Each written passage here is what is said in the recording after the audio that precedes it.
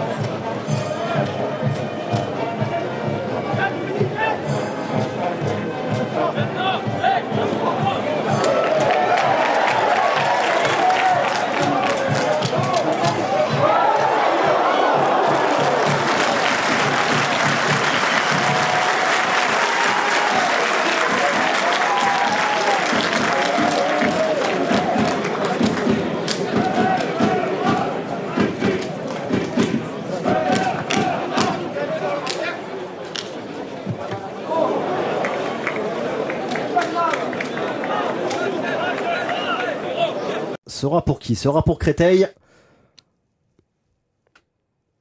Le club du Val-de-Marne qui revit un petit peu, hein, qui se donne une vraie bouffée d'oxygène avec ce 16e de finale de Coupe de France.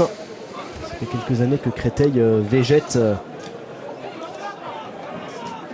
entre le National, la Ligue 2 qu'ils ont quitté il y a plusieurs saisons maintenant. Le club qui a du mal à se réorganiser. Il a connu 4 entraîneurs cette année, sur l'année civile en tout cas 2021. Qui avait connu dans sa grande période, on va dire, les quarts de finale de Coupe de France. C'était en 1997. L'époque où un certain Samuel Lobé était le goléador de cette formation cristolienne.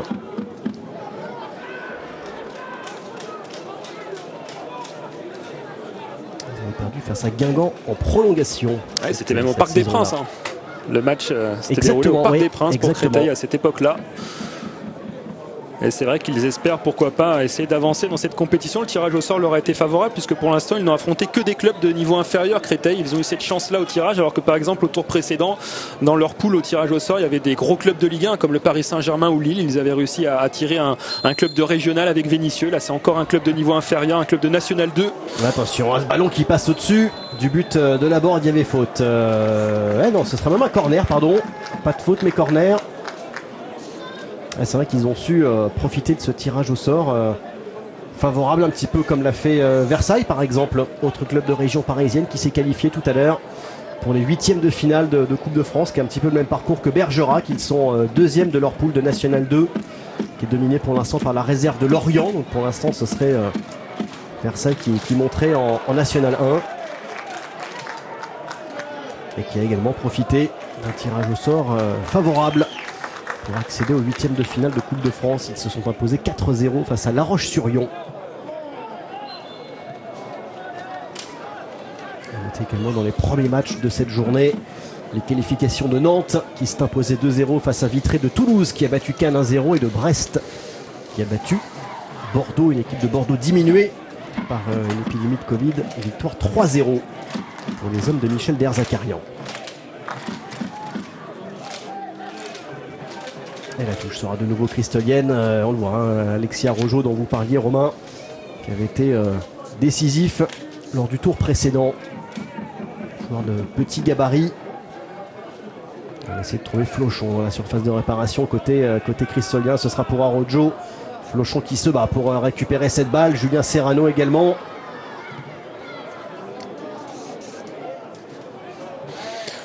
Alexis Arrojo qui est même l'homme de la coupe, on va dire, pour Créteil cette saison, car il n'a pas marqué en championnat. En revanche, il a marqué lors des 2 derniers matchs de Coupe de France.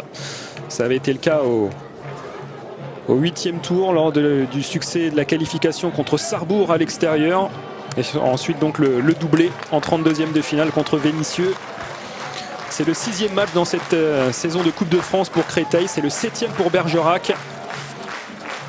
Bergerac qui a d'ailleurs une défense de fer, hein, puisque pour l'instant aucun but encaissé par le club de Bergerac lors de ses 6 premiers matchs disputés cette saison en Coupe de France. Et même le FC Metz n'avait pas réussi à faire sauter le verrou de cette défense de Bergerac qui est très hermétique. Donc cette saison, c'est également le cas en championnat, hein, où c'est une équipe qui brille puisqu'elle est leader de son groupe de National 2 avec un match en moins par rapport à Yzeure qui est 2e. Attention à ce ballon vers Réfi Mandanda, qui encore une fois a vu ses défenseurs lui passer devant. Ça revient dans les pieds de Maisonneuve. Il préfère repasser derrière vers Mingoula. Colombo maintenant. Long ballon un petit peu fort, mais le contrôle de Hicham Emlab près du poteau de corner va pouvoir travailler devant Julien Serrano. Il est passé, Hicham Emlab, et ce sera le premier corner pour la formation de Bergerac dans cette partie. Ça répond à Romain du tac au tac pour l'instant dans cette rencontre. Ouais, ils jouent avec beaucoup d'envie. On le voit, les joueurs de Bergerac, avec ce 4-3-3 qui a été mis en place par le très jeune entraîneur de Bergerac, 33 ans, Erwan Lanuzel, qui est arrivé l'été dernier. Et c'est Hicham Emlab qui va tirer ce corner. Au niveau du premier poteau, c'est ressorti, mais pas assez loin par la défense cristolienne. La frappe derrière de Colombo du pied gauche, le défenseur central qui était monté, qui passe au-dessus du but de Réfi Mandanda, qui est le le plus jeune frère de la fratrie éponyme.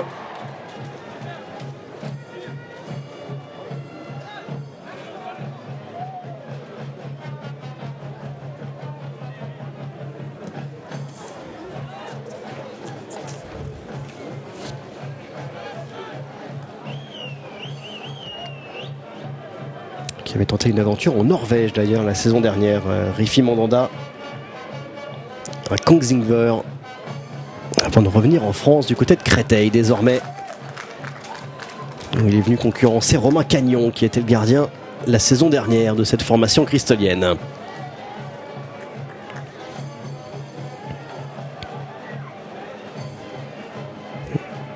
Et Chamem Lab change de côté pour essayer de trouver Tressen. Ça a été anticipé par Nguida. Et la relance pour Aouladian. Flochon. Soirée avec Nguida. Ouais, c'est fort ce ballon vers Andy Pembele.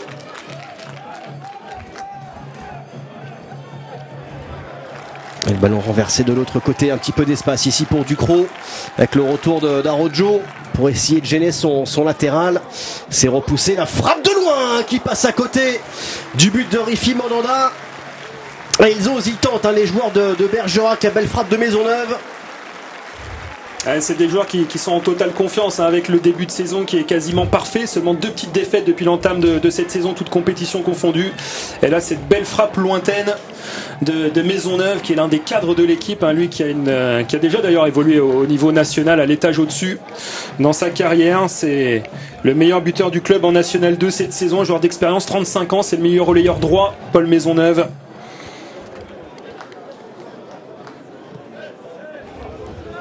Qui a notamment joué 5 saisons et demie à Pau, où il a donc connu le 3e échelon du football français, avant d'arriver à Bergerac en janvier 2020. Ouais, le contrôle d'Axel Tressen, il n'y a pas de faute, monsieur Hamel était bien placé. En revanche, il va signaler la faute dans la foulée de Elisso sur Sébastien Flochon.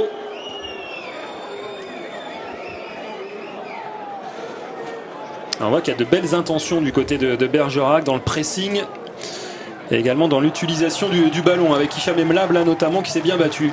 Il n'y aura pas de faute et Maisonneuve qui remet ce ballon en retrait. Ce sera même une faute que l'on qualifierait de faute offensive dans un autre sport. Et le carton jaune pour Hicham Emlab.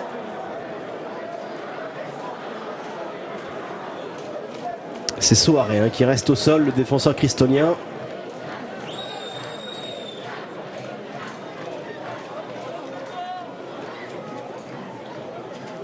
Ouais, ça illustre bien les 10 premières minutes du club de Bergerac pour l'instant, là, cet excès d'engagement d'Hicham Emlab, parce qu'on voit une équipe qui est très agressive pour aller chercher le porteur de balle adverse. Il a l'air un petit peu trop loin, Hicham Emlab. On revoit cette semaine, le carton jaune est bien mérité pour l'ailier droit de Bergerac.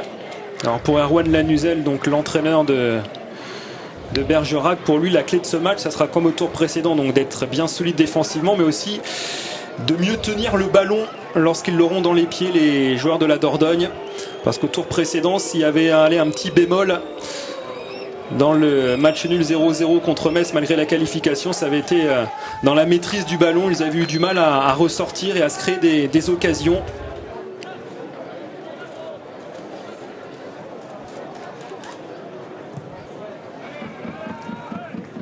Et là on les voit plutôt entreprenants, les joueurs de Bergerac, dans un autre contexte, face à un autre adversaire qui est une bête un petit peu blessée, Créteil qui essaye de se relever. Il y a pas mal de problèmes en interne avec un ancien du club, Elder Esteves, ancien attaquant qui est arrivé dans un rôle de coordinateur sportif.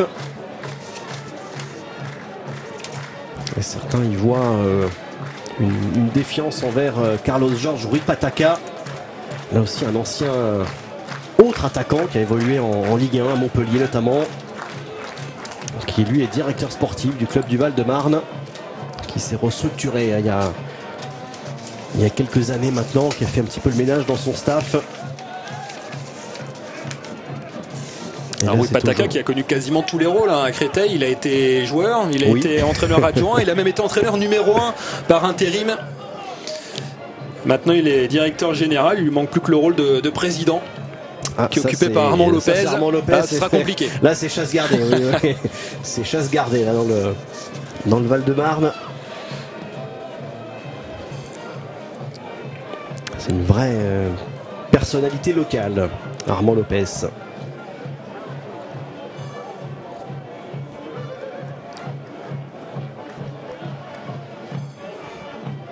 Et là aujourd'hui côté cristolien, c'est Manuel Dacosta, l'entraîneur désormais.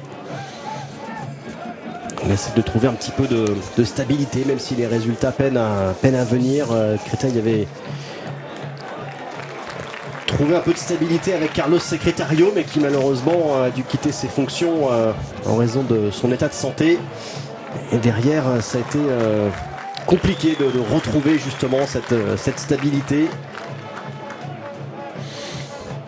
Et 3 victoires en 16 matchs, c'est peu pour Créteil cette saison en championnat. Même si, comme vous l'avez dit, Alban, il y a la dernière victoire qui a fait beaucoup de bien, 3-0 à domicile contre Bastia Borgo. Mais le bilan, il est insuffisant. Il y avait eu notamment une défaite qui avait fait beaucoup de mal à Créteil en début de saison, un revers à domicile, 6-1 contre Bourg-Péronas.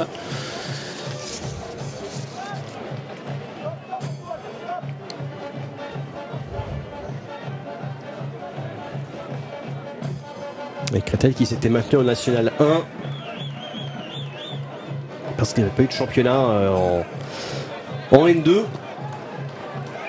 Mais sinon Créteil aurait dû descendre à l'échelon inférieur. Attention à Samir Bakir ici, qui a heurté Rifi Mandanda. Et il ne manque pas d'engagement, les joueurs de Bergerac. On l'a vu avec le carton jaune adressé tout à l'heure par l'arbitre à Hicham Emlab. Là, c'est cette fois-ci Samir Bakir qui est allé au contact de Mandanda. Et Bakir qui est presque un petit peu accroché par Maudit Soirée en plus.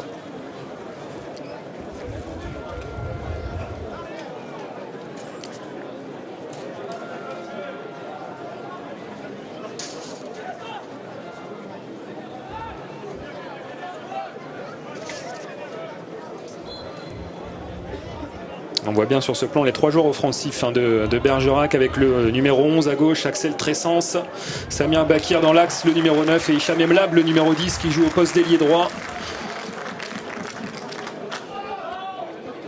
C'est le numéro 8 qui est en gros plan, c'est donc Paul Maisonneuve qui est le patron du milieu de terrain avec Victor Elisalt, relayeur gauche, et Damien Fachan qui est la sentinelle.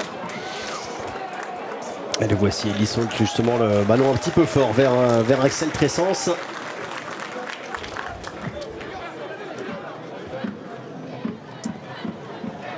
C'est dur de trouver pour l'instant la position de Kevin Farad, qui joue attaquant de pointe en l'absence, vous l'avez dit, Romain, de Tchèque Fantamadi Diarra. Très préjudiciable pour les Cristoliens de par sa capacité de buteur et de par son expérience dans des clubs plus huppés, notamment à Auxerre par exemple.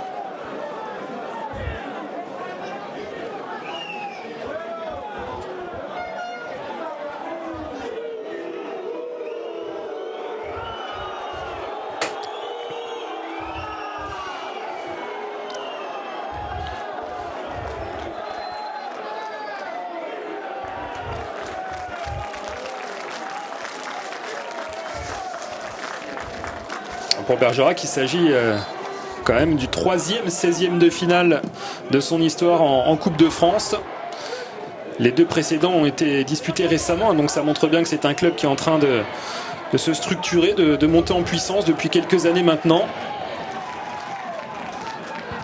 Bergerac qui avait réalisé quelques exploits. On se souvient de l'élimination du Racing Club de Lens en 16e de finale en 2017, ce qui avait permis au club de la Dordogne d'accéder au 8e de finale, ce qui reste à ce jour le meilleur parcours de Bergerac. Attention à Hicham Emlab pour le centre peut-être à venir de Ducrot. Emlab qui peut pas reprendre cette balle, dommage. Et je vous disais juste avant, en 2017, ils avaient été éliminés en 8e de finale par Lille. Ça reste cruel cette élimination parce qu'ils avaient été sortis sur un but d'Eder le Portugais qui était à l'époque à Lille, but encaissé par Bergerac à la 92e minute alors qu'ils avaient égalisé 2 minutes avant. S'était incliné sur le fil de Buzyn en 8e de finale contre Lille, donc il y avait déjà eu une belle épopée en 2017. Et en 2019, ils avaient de nouveau avancé loin dans la compétition jusqu'en 16e de finale, battu par Orléans qui était à l'époque en Ligue 2. Il en aura brisé des rêves, Eder, dans sa vie. L'équipe de France. Voilà, ce ballon récupéré intelligemment par Alexis Araujo. Attention avec son petit gabarit, ses petits appuis, il est capable justement de dynamiter les défenses, Alexis Araujo. Et là, personne pour suivre l'action de l'attaquant cristolien.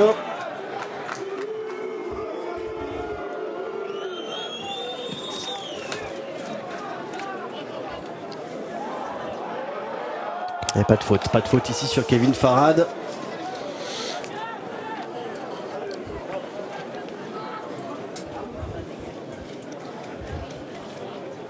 Et pour l'instant, 20 premières minutes très positives pour Bergerac qui n'a pas concédé d'occasion à Créteil.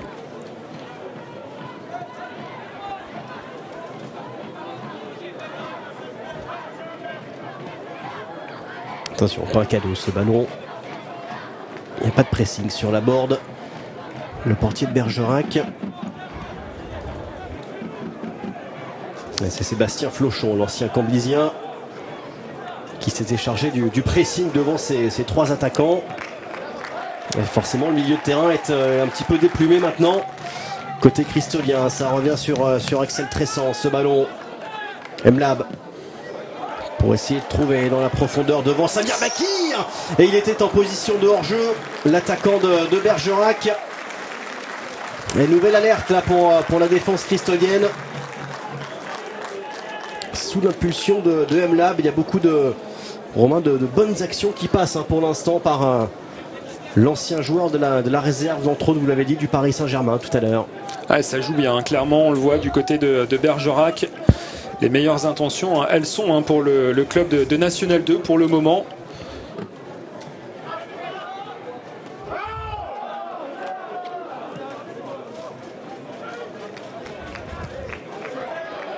Et c'est encore une fois Samir Bakir qui est trouvé, qui est recherché, qui est trouvé alors qu'il y avait deux défenseurs autour de lui. Ça revient pour Tressens, dos au but avec Elisso dans l'axe maintenant pour Fachan avec Paul Maisonneuve. Ah, dommage, ils n'ont pas réussi à frapper vers le but de Réfi mais il garde le ballon en position.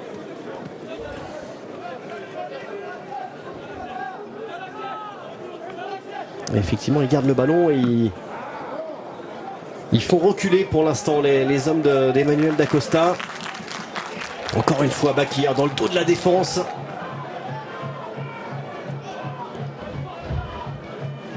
Et on sent cette défense. Dabo Soirée mise en difficulté par les déplacements de Samir Bakir, qui en plus est un attaquant assez robuste, assez massif, qui est capable aussi d'aller dans les duels et d'aller les gagner. Pour l'instant, il en a gagné beaucoup.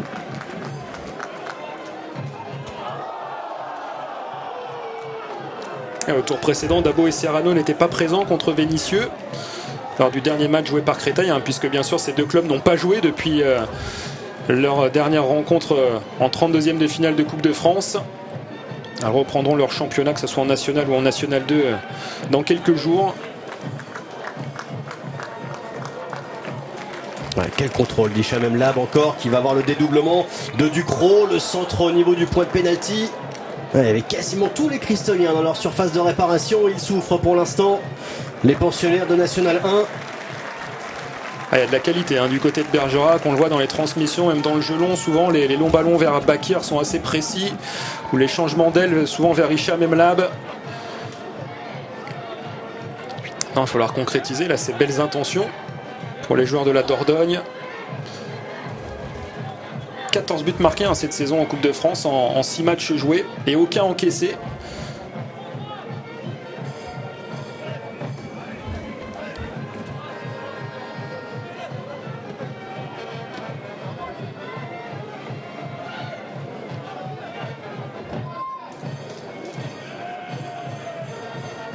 Mingoula avec Fachan.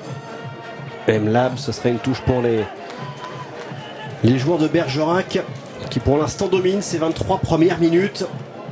Difficile pour les joueurs de Créteil de récupérer le ballon.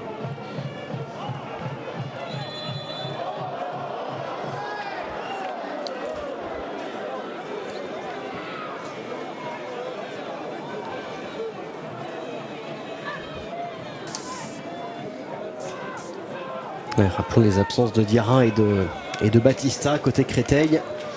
Ça n'enlève absolument rien pour l'instant au très bon début de partie des joueurs de Bergerac. On se posait la question dans l'avant-match de la différence entre ces deux clubs. On voit bien qu'elle n'est pas énorme entre un club qui est en difficulté, enlisé en fond de classement en national, et un club qui pourrait pourquoi pas être promu en national la saison prochaine. Alors c'était pas l'objectif déclaré du club de Bergerac en début de saison. Il y avait beaucoup d'inconnus avec pas mal de nouveaux joueurs, une dizaine de nouveaux joueurs arrivés l'été dernier à Bergerac. Et puis surtout les 2 dernières saisons avaient été compliquées avec en National 2 et pour les niveaux en dessous, les championnats qui n'avaient pas pu avoir lieu en raison du Covid.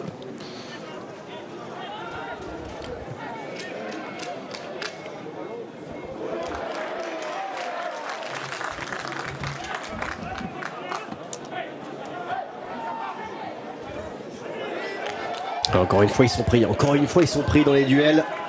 Les Cristoliens, là c'était Nguida. Et récupération toujours très haute de la part des joueurs de Bergerac qui eux sont quasiment tous dans la moitié de terrain cristolienne. Récupération là en revanche rapide sous l'impulsion de Arrojo qui avait connu son coach à Lyon-Duchère, formé à Lille. Centre de Nguida écarté par une tête, celle de Colombo.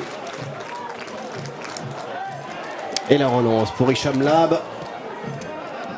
Il ne sera pas facile à jouer ce ballon, mais il sera dessus malgré tout. Samir Bakir devant Soirée.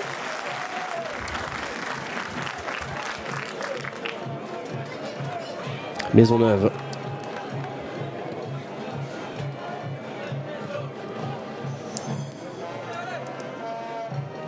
Avec le Tivan. Et les 10 joueurs de Champ de Créteil qui sont dans leur moitié de terrain à défendre.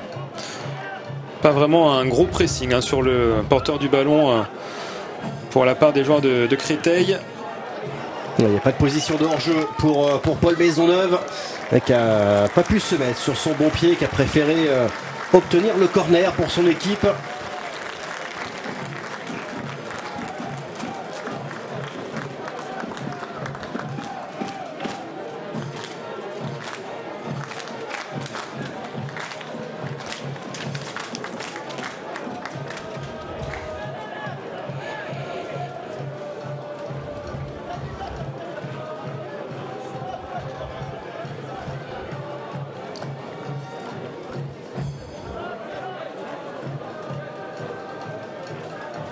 Et c'est un deuxième corner pour cette formation de Bergerac dans cette partie rentrant premier poteau.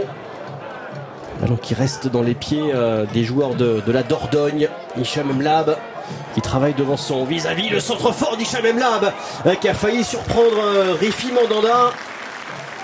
Et encore une fois, pressing intense là devant les 16,50 m de Créteil. Et de nouveau un temps fort pour les joueurs de Bergerac. Sans complexe, les joueurs de Bergerac dans ce match. Alors ce qui est assez étonnant, c'est qu'au tour précédent, donc Bergerac a affronté un club de Ligue 1, le FC Metz. En revanche, dans son histoire, jamais Bergerac n'a affronté un club de National 1 en Coupe de France. Qu'ils étaient, ce que disait l'entraîneur Arwan Lanuzel, un peu dans l'inconnu, parce que forcément, face à un club de Ligue 1, il savait à quoi s'attendre, il s'attendait à être dominé. En revanche, face à Créteil, un club de National, il disait qu'il ne savait pas trop finalement à quel niveau ils allaient avoir affaire à affronter. Et pour l'instant on voit qu'ils sont totalement dans le match, totalement au niveau, et ils poussent même à la faute les joueurs de Créteil avec là le premier carton jaune pour les Cristoliens. Ouais, contre Andy Pembele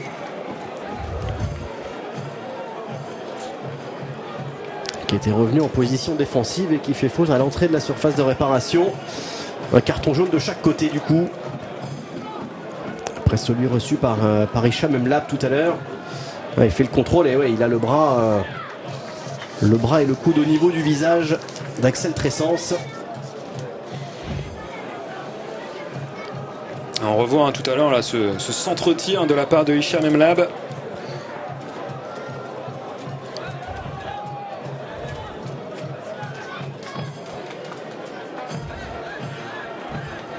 Et c'est encore lui le numéro 10 là, qui va aller tirer ce coup franc très excentré côté gauche.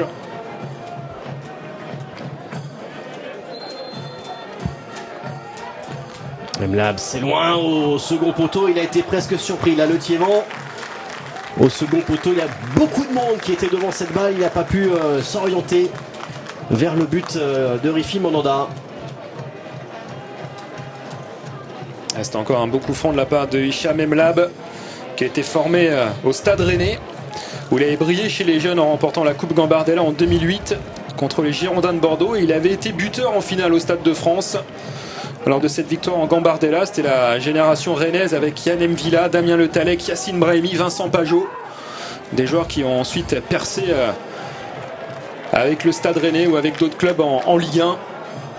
Et lui, Hicham Mlab, a plutôt fait carrière donc, dans les équipes réserves des clubs de Ligue 1. Mais on voit qu'il a quand même beaucoup de talent.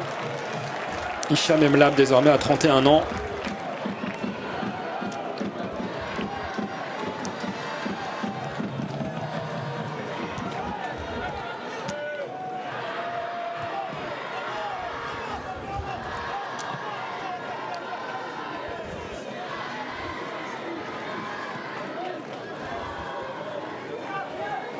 Un peu de pressing là pour une fois de la part des joueurs de Créteil, mais belle tenue du ballon pour Bergerac. Avec encore la recherche dans la profondeur de Samir Bakir. Ouais, ils ont du mal à le gérer hein, pour l'instant.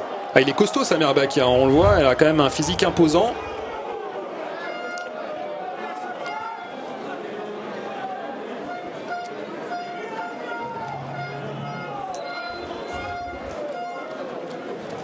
« 1m92 Samir Bakir, qui fait des dégâts dans la défense de Créteil, avec Madi Soare qui a du mal à se relever.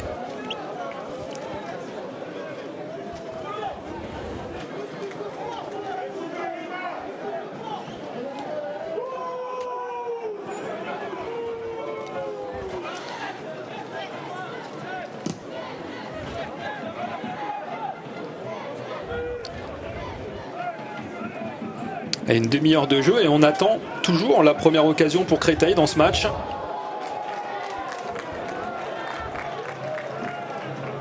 Ouais, ils essayent ici le contre-pressing, les Cristoliens, il n'y a personne ne suit. Ouais, c'est ce que dit Kevin Farad à ses partenaires derrière. Et il y a de l'espace, même si la porte ici va se refermer grâce à Dabo au devant de Hicham Mlab. Et ils vont aller obtenir le corner. Il a touché ce ballon. Le défenseur cristolien Hicham Mlab, grâce à son pressing, lui obtient le corner.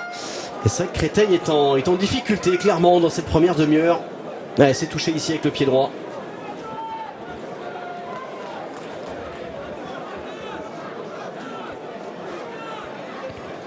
Et un ballon presque innocent devient une action de but, une nouvelle action de but pour Bergerac.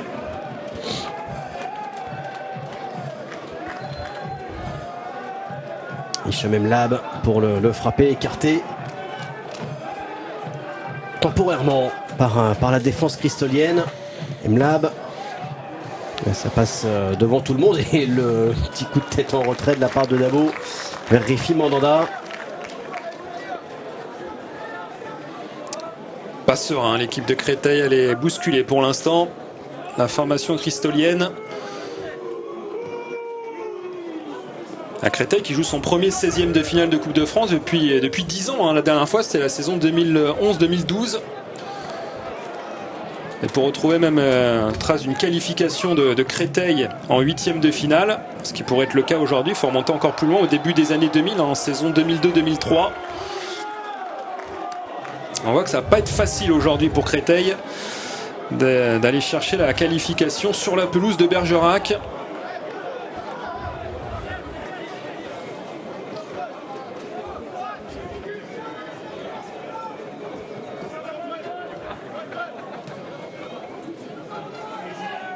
Alors rappelons aussi, même si on en est loin, Romain, qu'à la faveur du nouveau règlement Covid, il n'y a pas de prolongation.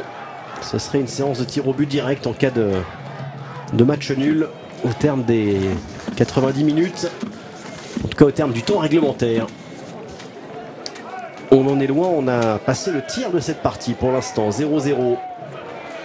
Et toujours Bergerac dominant.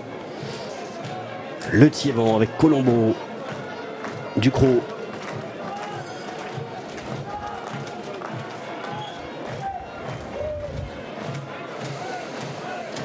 Et la relance de Colombo pour essayer d'accélérer un petit peu le jeu.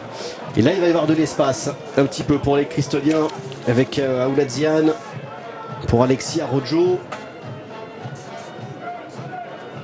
Le relais de Flochon, qui a connu la Ligue 2 lui la saison dernière avec Chambly.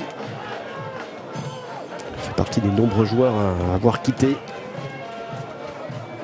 le club de Chambly après la descente. Le revoici, Flochon.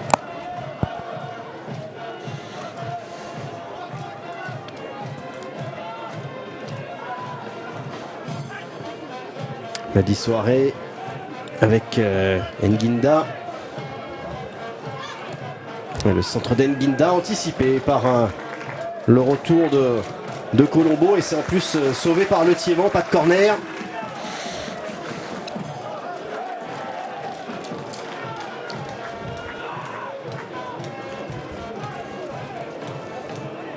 Avec un petit peu de réussite, les Cristoliens qui récupèrent le ballon. Nguinda, c'est loin, c'est fort, jusque vers Arrojo avec le petit contrôle extérieur du pied de la part de Arrojo, qui va aller chercher le corner là-bas devant Ducrot.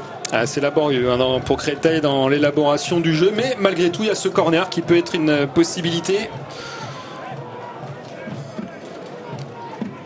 Et il est joué rapidement, Flochon, centre fort, ce sera un nouveau corner, le 3e de cette partie.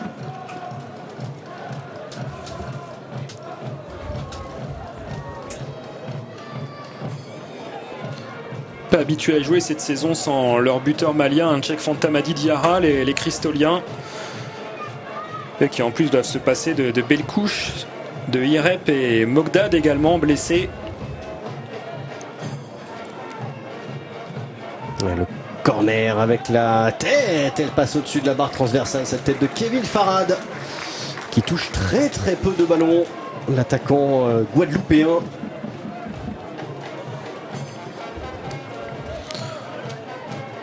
Aucun arrêt encore pour l'instant pour Pierre Laborde, qui vit une première période très tranquille, lui qui avait sorti un tir au but messin au tour précédent donc contre le FC Metz. Il avait sorti le tir au but de Pape Matarsar pour qualifier Bergerac. Les 5 tireurs de Bergerac avaient transformé leur tir au but: Damien Fachan, Romain Escarpit, Sam Ducrot, Kevin Mingwa et Hicham Emlab.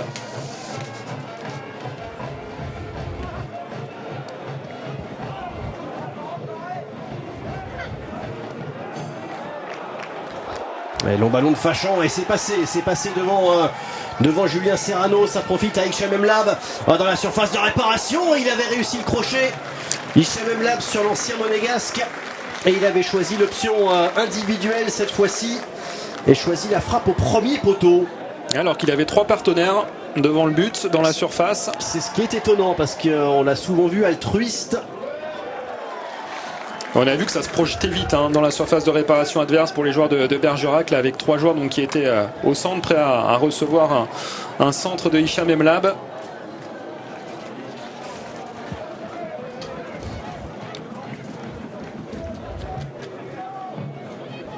Toujours ces longs ballons de Maisonneuve. Et ça passe encore une fois pour Emlab devant Julien Serrano. Personne cette fois-ci. Ça revient avec Axel Tressens qui là encore prend le meilleur. Attention, il est accroché une fois. Axel Tressens à l'entrée de la surface de réparation. Monsieur Hamel n'a rien dit. Il est à la limite de la faute, là, le défenseur cristolien sur Axel Tressens. Ouais, ils sont déjà limite de rupture, les Cristoliens, on le sent. Et ils sont pour l'instant dans les duels, notamment défensifs. Ils se font clairement bouger. Sébastien Flochon tente l'extérieur du pied pour essayer de trouver Kevin Farad. Et il y aura faute au départ sur Alexis Arrojo. Alors on revoit la Serrano qui a totalement manqué son intervention, lui qui joue donc son premier match sous les couleurs de Créteil. Et là on voit effectivement, il y avait la présence de Tressens et de Bakir dans la surface. Et là il y a effectivement une grosse faute hein, sur Alexis Arrojo, on l'a vu à l'image. Ouais, grosse faute parce qu'aussi l'engagement, l'agressivité, elle est du côté de Bergerac pour l'instant. Parfois c'est un peu trop.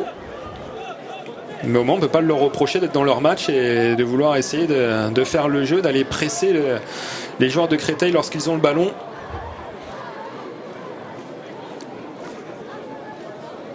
On va voir si Bergerac aussi va pouvoir tenir hein, sur ce rythme durant tout le match, parce que pour l'instant quand même cette première période elle est très intense pour les joueurs d'Erwan Lanuzel.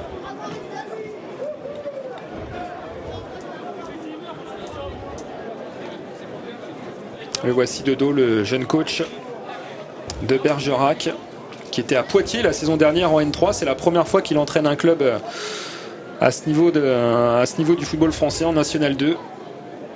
Il a toujours évolué, toujours entraîné des clubs de N3, que ce soit à l'Aviron Bayonnais ou donc la saison dernière à Poitiers.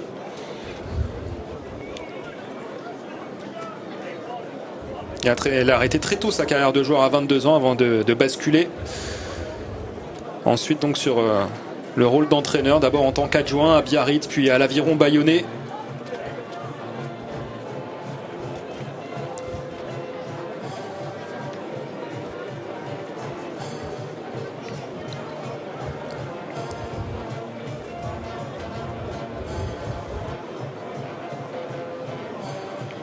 Et long arrêt de jeu et petite inquiétude quand même pour Emmanuel Dacosta, pour les Cristoliens.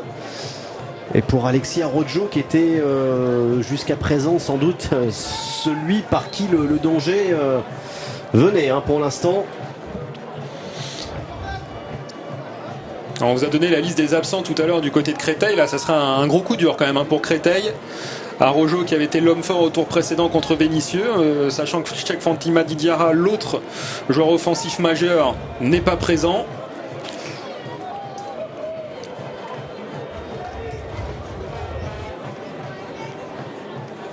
Ouais, et là, c'est civière, c'est inquiétude autour d'Alexis Arrojo.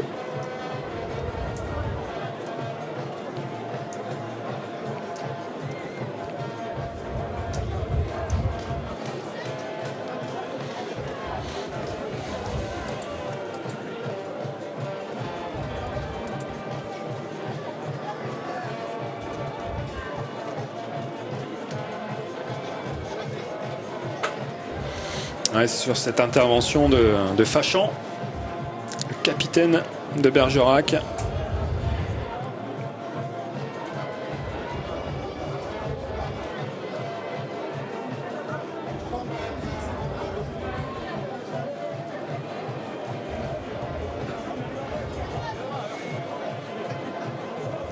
tout cas, on met beaucoup de temps à évacuer Araujo du terrain. Ouais, toutes les précautions sont prises et on espère évidemment avoir des nouvelles rassurantes d'Alexis Arrojo, ouais, qui semble, de par l'attitude hein, qu'il a sur la civière, comprendre que c'est quelque chose d'assez sévère.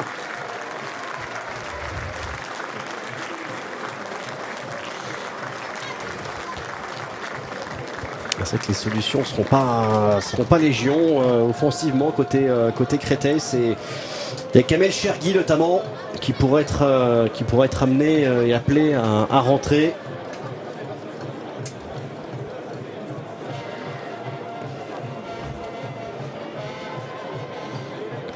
Ça va pas rassurer les Cristoliens là, cette sortie de Araujo.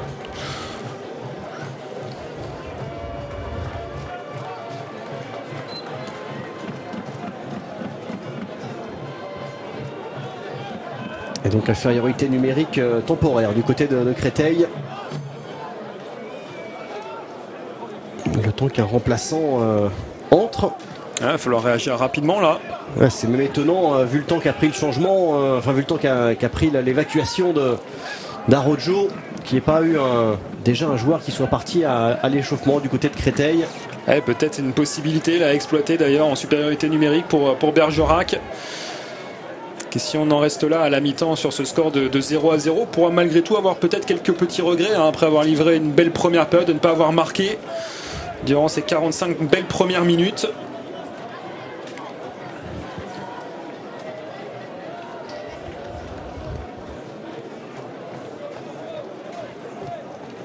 Et personne n'est prêt à rentrer, il semblerait pour l'instant côté cristolien. Ouais, sachant qu'on va avoir quand même pas mal de minutes de temps additionnel, donc il va falloir quand même réagir parce que là il reste peut-être encore 4 minutes à jouer dans cette première période s'il y a 3 minutes de temps additionnel.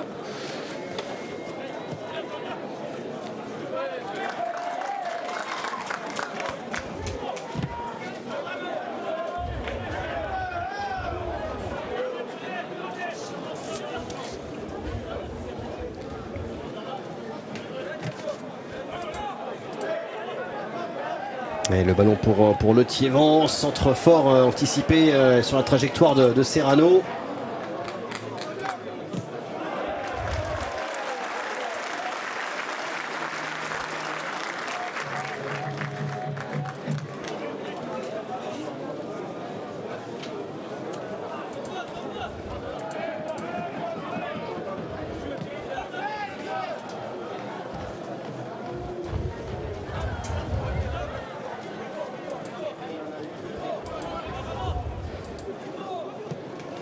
Bon, le passage à gauche là, il était compliqué là pour Aoulazian,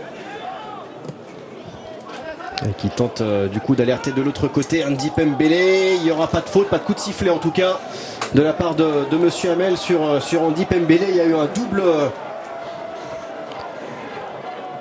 duel entre Pembele et Le Thiévan, d'abord remporté par Pembele puis par le défenseur de Bergerac. Et Créteil qui continue de jouer à 10 contre 11 avec la montée de Ducrot, le centre et la tête de Samir Bakir qui a été battu dans le duel cette fois-ci. Et là il y aura faute de Hicham Mlab avec Aoulazian qui attention, reste il a déjà un jaune, non? Et il a déjà un jaune, ouais, Hicham Mlab. Le changement lui va avoir lieu enfin, on va dire.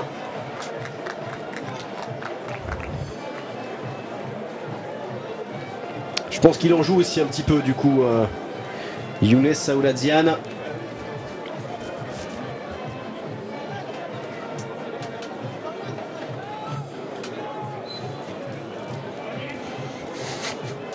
Alors, changement pour l'US, donc le Créteil, donc la rentrée numéro 12, Axel Uri.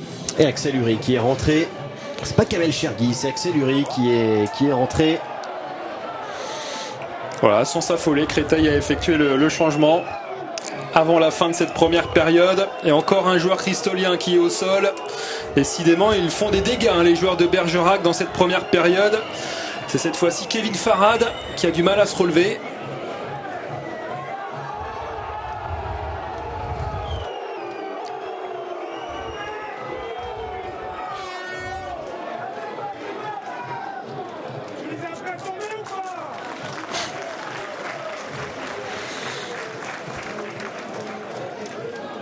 Il n'y a pas eu a priori d'annonce d'arrêt de jeu, donc on y va pour l'instant à l'aveugle.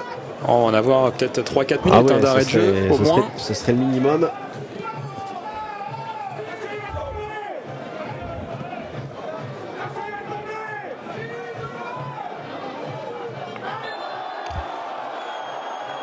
Et la faute sur Flochon ici de Samir Bakir.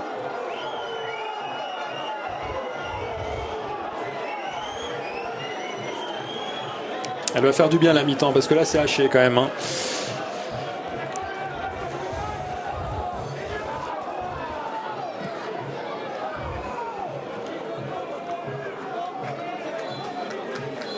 Et il n'y aura pas de touche finalement pour Créteil dans la foulée. Déjà la pause. Il n'y a pas eu tant d'arrêt de jeu que cela, malgré la blessure d'Alexis Arrojo qui a duré un petit peu de temps, qui a mangé un petit peu de temps réglementaire à cette première période. Domination de Bergerac, le club de National 3, dominant pour l'instant de National 2, qui domine Romain et qui pour l'instant est, on va le dire, accroché par les Lusitanos de Créteil. Eh oui. Allez, la reprise dans un instant à Bergerac de cette seconde période, 0-0 entre Bergerac et Créteil dans ce 16e de finale de Coupe de France. Tous les 16e de finale que vous vivez aujourd'hui et demain pour bien débuter cette année 2022. Vous les suivez sur Eurosport, Eurosport 2 et Eurosport Player. Toutes les plateformes d'Eurosport sont mobilisées pour cette Coupe de France.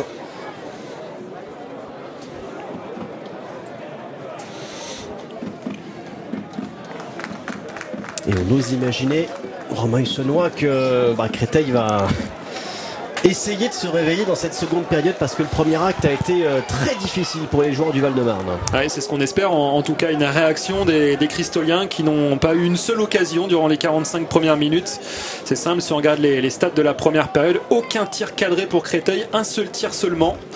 A l'inverse, Bergerac a cadré 3 de ses 6 tirs. Les 3 tirs cadrés ont été pour le même homme, Hicham Emlab, qui était probablement le joueur offensif le plus en vue du côté de Bergerac, le numéro 10. Très remuant. Et une belle maîtrise du ballon de la part des joueurs qui évoluent en tenue bleue cet après-midi, les joueurs de Bergerac. Hicham Emlab, il y a une faute sans doute de Julien Serrano, l'arbitre qui va laisser l'avantage à Samir Bekir à l'entrée de la surface de réparation. L'enchaînement qui n'est pas simple. L'avantage n'a pas profité. Peut-être que Monsieur Hamel reviendra sur la faute et éventuellement un carton. Oui, il va le signaler. Et sans doute le carton à venir pour Julien Serrano. L'auteur de la faute auparavant sur Hicham Emlab. Averti, l'ancien monégasque qui dispute son premier match sous ses nouvelles couleurs, lui qui avait résilié son contrat avec Monaco fin août, après une saison passée quasiment comme titulaire en première division écossaise à Livingston. Lui qui avait également joué au Cercle Bruges, l'un des clubs filiales de l'AS Monaco. Et qui là a pris, on va dire, définitivement son envol après plusieurs prêts, a quitté son club formateur. Ouais, ça fait un moment qu'il n'a pas joué aussi, parce qu'il était libre depuis l'été dernier.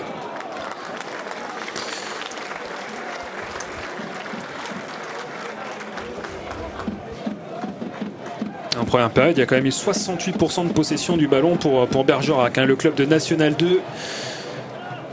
Qui a largement dominé. Maintenant, on reste quand même à faire la différence dans les derniers mètres et on a vu que Bergerac parfois a mal négocié quelques situations dans la surface de réparation à l'approche du but de Mandanda.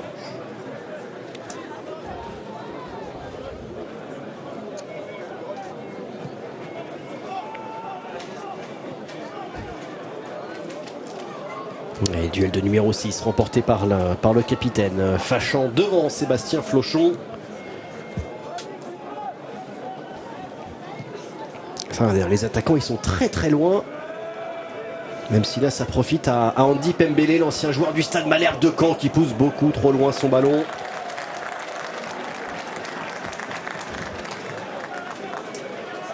Lui qui avait quitté Caen pour le Paris FC, il est prêté Pembele par le Paris FC aux voisins cristoliens. Les deux centres d'entraînement d'ailleurs sont quasiment côte à côte, puisque Créteil s'entraîne à côté de son stade Dominique Duvauchel dans le Val-de-Marne, et le Paris FC a inauguré il y a quelques mois maintenant un centre d'entraînement tout neuf à côté d'Orly. Les deux clubs s'entraînent à 2 km à peine l'un de l'autre. Quasiment tous les duels sont remportés par les joueurs de Bergerac dans ce match. Pour l'instant, depuis la reprise de la seconde période, il n'y a pas de changement par rapport aux 45 premières minutes.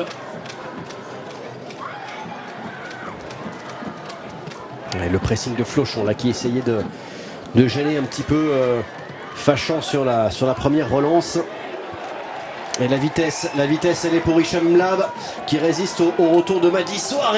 C'est le retour de Serrano qui empêche Emlab de transmettre ce ballon de l'autre côté. Ça se joue à un fil pour l'instant. On a vu ce qui manque aussi pour l'instant à Bergerac, c'est-à-dire c'est vraiment lorsqu'ils arrivent devant la surface de réparation de Créteil, la dernière passe pour essayer de faire la différence. Club de Bergerac qui rêve donc de rejoindre les huitièmes de finale pour la deuxième fois de son histoire. C'est un club qui a déjà accroché quelques clubs UP de Ligue 1 ou de Ligue 2. Enfin un club de Ligue 1 c'était Metz donc au tour précédent. Sinon il y avait eu Clermont, Niort et Lens lorsque les Lensois étaient en Ligue 2. Ça serait quand même une belle performance de sortir un club de national pour Bergerac qui en a clairement les moyens cet après-midi.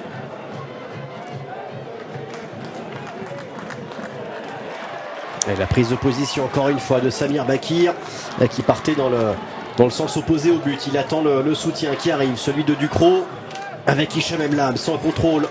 Donne un petit peu d'espace à Paul Maisonneuve.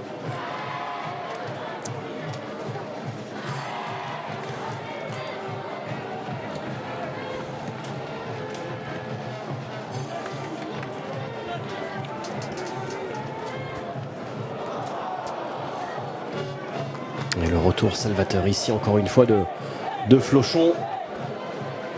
Ouais, quasiment élément indispensable Sébastien Flochon, le dépassement de fonction là pour le milieu de terrain et le retour dans le dos de l'ancien Camblisien. Le retour de Colombo qui commet la faute. C'était même Nguinda, pardon, le latéral qui commet la faute sur Sébastien Flochon, qui était un petit peu en perte de vitesse. Il a pris la position préférentielle. On va dire que c'est l'expérience là du monde professionnel de Flochon qui met le corps. Il sait qu'il va moins vite. Il a mis le corps devant Nguinda et le contraint à commettre la faute. Attention pour Bergerac à ne pas se faire punir là sur. Ça c'est le piège, le coup de pied arrêté.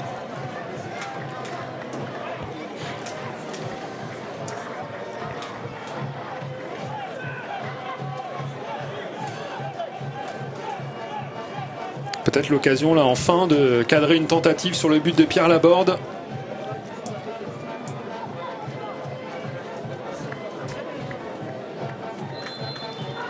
Ce sera pour Serrano, le gaucher. Sortant, attention à Laborde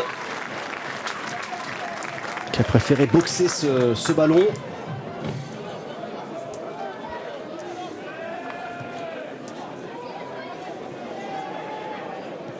Avec le ballon dans la surface de réparation, la frappe de Flochon qui est contrée.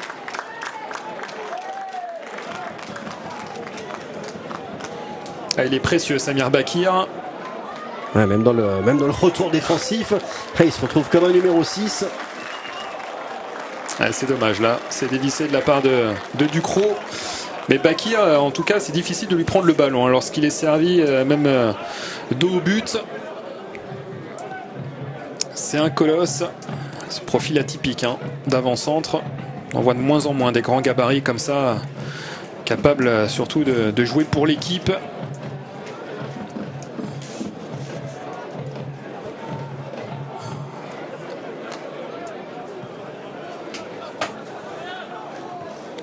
Sam Ducrot écarte ce ballon dans un premier temps de la tête. Ça revient sur Hicham Mlab. Et la récupération est haute ici, mais personne pour Kevin Farad à la récupération de cette petite déviation. Et la ballon dans le dos de la défense. Le retour de Nguida du côté de Créteil. Du bout du pied a réussi à enlever ce ballon. Et Axel Uri maintenant, le centrafricain qui était passé devant Sam Ducrot. Et la faute et le nouveau coup franc à venir pour les joueurs de l'US Créteil. Carton jaune pour Sam Ducrot et la colère de Mingoua. Oui. Kevin Mingoula là, qui est très énervé contre son défenseur. On croirait revoir la scène d'Enayer Léo Dubois. Pas sûr que ce soit Mingoua qui ait pris le carton jaune parce que la faute elle était de Ducrot. Ducrot en tout cas là qui est en train de souffrir un peu. On l'avait raté un dégagement il y a 2 minutes. Là il commet une grosse faute sur Axel Uri. Ou alors est-ce que la colère de Mingoua était à l'encontre de Monsieur Hamel, peut-être. Et raison pour laquelle il l'aurait sanctionné. Et du coup le courroux de Mingoua ne serait pas contre son défenseur mais contre l'arbitre. Coup franc et anticipé par la sortie de Pierre Laborde. Et très bonne relance à la main du gardien de Bergerac. Tressens avec Samir Bekir. Bien pris à l'épaule par Nginda.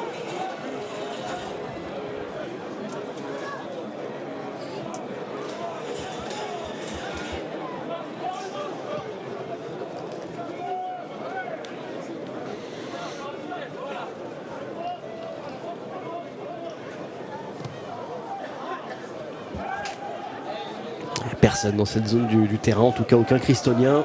Le ballon qui est directement rendu à Bergerac là, sur cette mauvaise diagonale. Et là ça arrive dans les pieds de Hicham Emlab. Attention, danger face à Julien Serrano qui encore une fois se fait effacer. Le centre est bon. Et l'arrêt de Rifi Mandanda, décisif, qui permet à Créteil de rester dans la partie. Sans doute la plus belle occasion de cette rencontre pour Bergerac. Il me semble que c'est Axel Tressens qui était au deuxième poteau là pour reprendre ce ballon et obliger Mandanda à intervenir. Et quel bel arrêt du frère du petit frère de Steve Mandanda.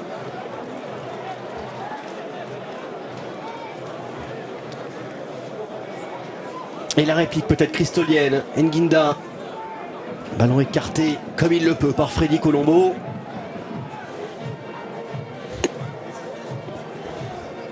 Et Hicham Emlab fait vraiment un gros match pour Bergerac. C'était de lui qui était venu cette occasion depuis le flanc droit.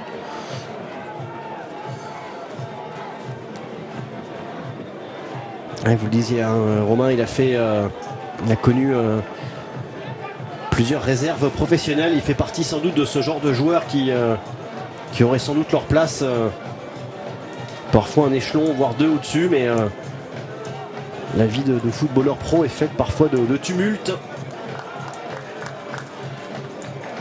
Beaucoup de ses camarades de formation ont percé au très haut niveau professionnel, on le disait tout à l'heure, ses partenaires de la Coupe Gambardella, Mvila, Le Talek, Brahimi, Pajot, et on revoit encore une fois cette différence effectuée par Hicham Emlab. Le simple était parfait, il était tout seul, Axel Tressens au second poteau.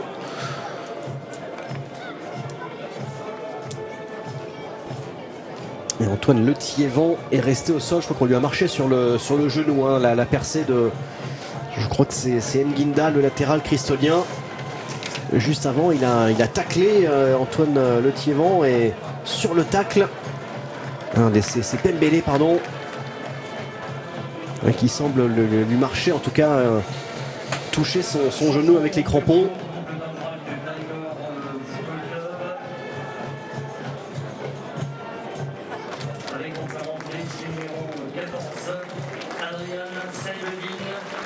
Alors, Saïbedine qui rentre pour Bergerac, et la sortie d'Axel Tressens.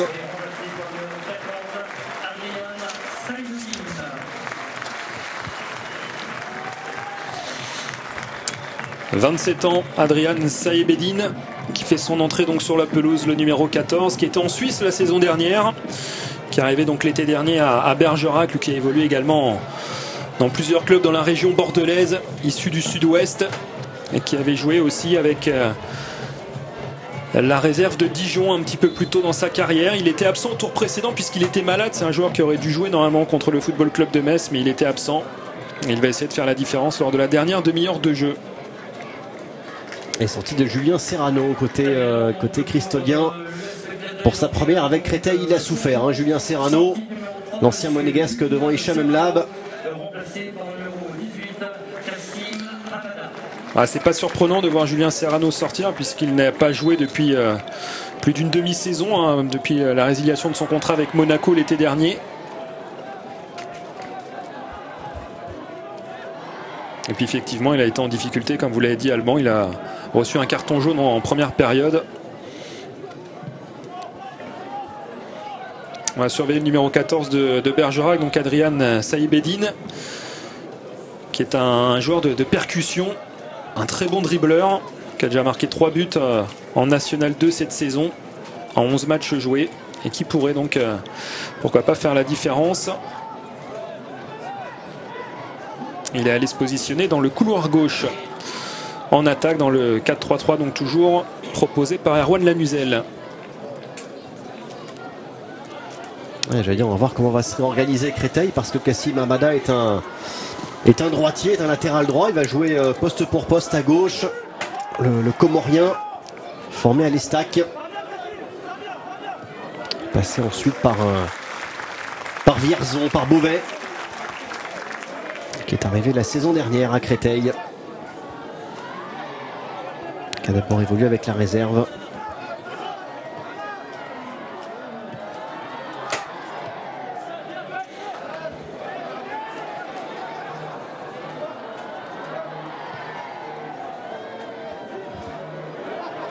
C'est bien joué ça sur un pas de la part de Saïb Eddine pour son premier ballon. Et voilà ces qualités de dribbleur dont on parlait. Et attention, il a pris la position préférentielle ici, Samir Bekir. Oh, pas de faute. Pas de faute signalée par Monsieur Hamel. Pas de faute de Maudit Soirée sur Samir Bekir, alors que l'attaquant de Bergerac semblait quand même avoir pris la position préférentielle devant le défenseur cristolien. Ouais, surtout qu'il était le dernier défenseur, hein, le joueur de Créteil. La situation litigieuse, en tout cas l'arbitre n'a rien signalé, ça continue de jouer. Samir Bekir qui pose de grandes difficultés quand même, hein, aux défenseurs cristoliens depuis le début du match.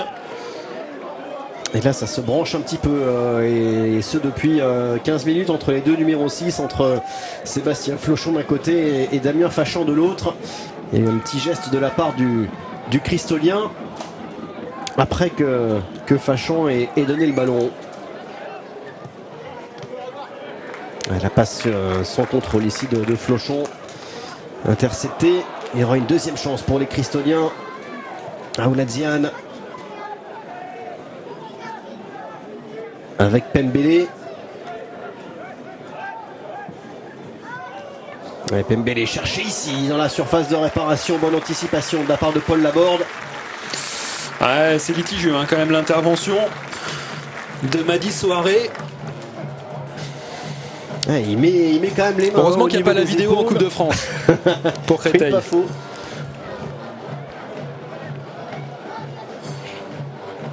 Ouais, il met un petit peu les mains sur les épaules. Après, est-ce que Monsieur Hamel estime que Bekir joue la faute, joue plus la faute que le ballon?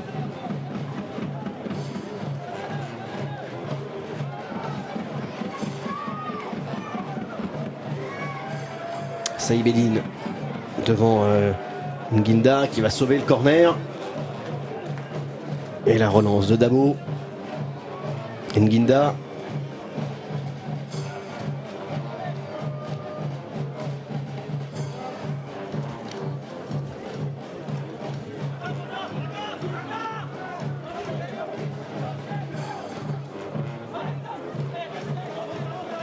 Avec Kassim Hamada, le droitier.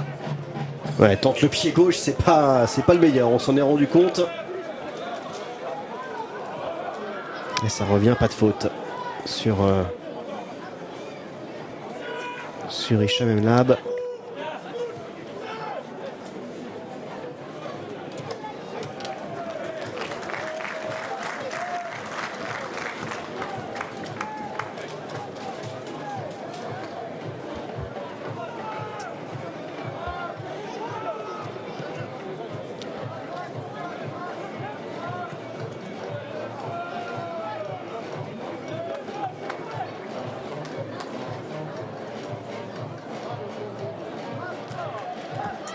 Contrôle raté de la part de Saïb Eddine.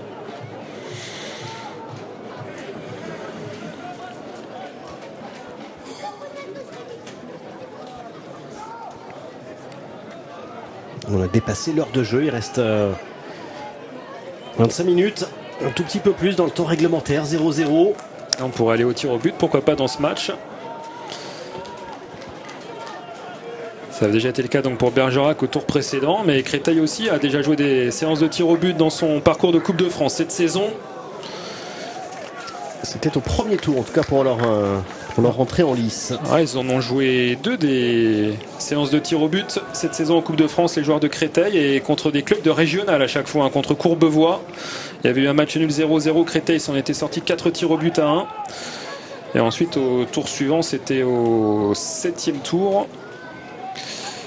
À nouveau à un match nul un Molsheim. partout contre Molsheim et encore une fois 4 tirs au but. Créteil avait réussi à se qualifier contre des clubs de régional. Donc on voit que même s'ils ont affronté beaucoup de clubs de régional, Créteil, ils ont quand même souffert pour se qualifier et pour avancer dans cette saison de Coupe de France. Et long ballon, second poteau, et il y aura une faute, celle de Axel Uri.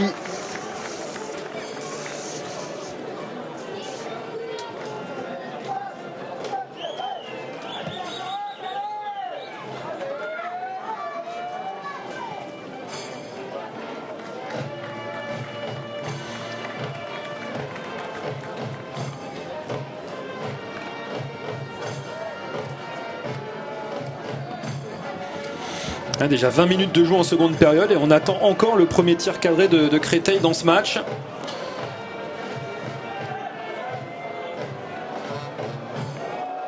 Oh, le grand pont là sur Flochon là, de la part de Paul Maisonneuve. Avec la bonne sortie de pressing là, de la part de Aoulidziane. Avec Pembele qui pousse encore une fois trop loin son ballon. C'est volontaire chez l'ancien Canet, mais c'est beaucoup trop approximatif. Peut-être un peu moins de tenue du ballon là depuis quelques minutes pour Bergerac. Mais c'est pas exploité par les joueurs offensifs de Créteil. Et Pembele qui était considéré comme un grand espoir à Caen lorsqu'il était au centre de formation. Il était même suivi par plusieurs clubs anglais.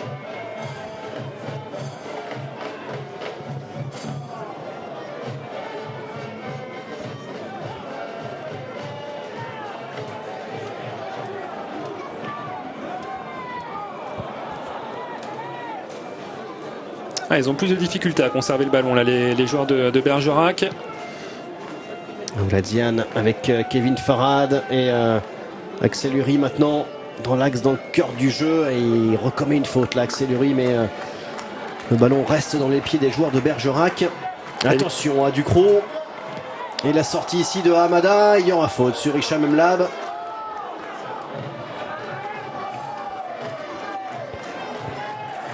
Il y a des espaces qui peuvent se créer, on a l'impression dans ces 25 dernières minutes. Il y a aussi la fatigue qui va rentrer en ligne de compte.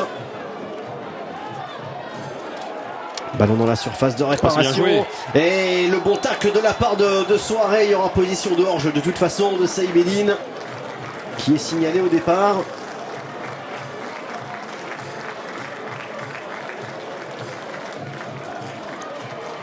On a vu effectivement là sur la situation précédente allemand qu'il y avait plus d'espace. Peut-être qu'ils sont un peu plus bas aussi en seconde période, là, les joueurs de Bergerac. Et du coup, lorsqu'ils récupèrent le ballon, ils ont plus d'espace ensuite pour partir en contre et essayer de mettre de la vitesse. Il va falloir essayer de faire la différence maintenant. C'est bien joué encore là d'Hicham Mlab, cette remise vers Bakir. On sent que c'est un joueur qui a du ballon, très clairement. Et c'est ça qui est beau aussi avec cette Coupe de France. C'est que ça permet aussi à ce genre de joueur de se révéler. Alors même si vous avez formidablement bien dressé son parcours tout à l'heure, notamment par l'intermédiaire de la Gambardella. Il n'est pas tout jeune, il a 31 ans, donc il a quand même déjà du vécu derrière lui. Ça permet de voir qu'il y a même au 4e échelon. On a l'habitude de dire que joueurs. C'est un niveau amateur. Alors certes, c'est vrai que le club c'est un club amateur avec beaucoup de bénévoles autour, mais certains joueurs vivent du football. C'est le cas par exemple du capitaine Damien Fachan. Dans le football, et son activité principale, c'est son métier. Et il y a des joueurs dans cette équipe qui s'entraînent d'ailleurs très régulièrement, chaque semaine, 6 entraînements par semaine. Et ce sont des joueurs qui sont presque comme des professionnels pour certains.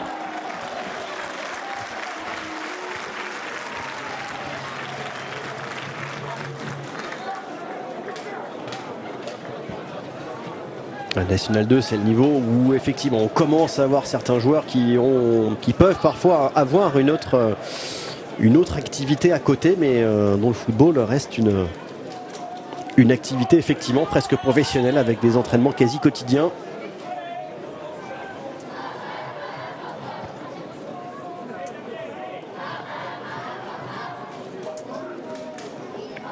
Donc là, c'est Hicham Mlab qui reste au sol après ce duel.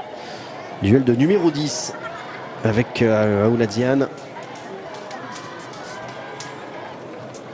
Alors Hicham Emlab, cette saison, il s'est signalé en Coupe de France avec un triplé dans la victoire 6-0 contre l'US portugaise de Pau.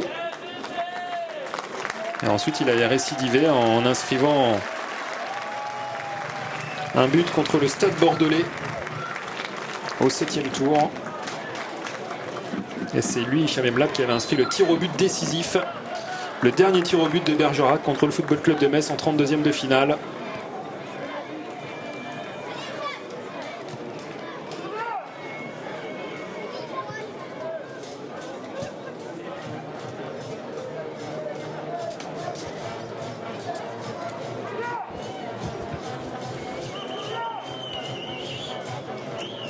Oh, attention à cette balle que Kevin Farad n'a pas senti.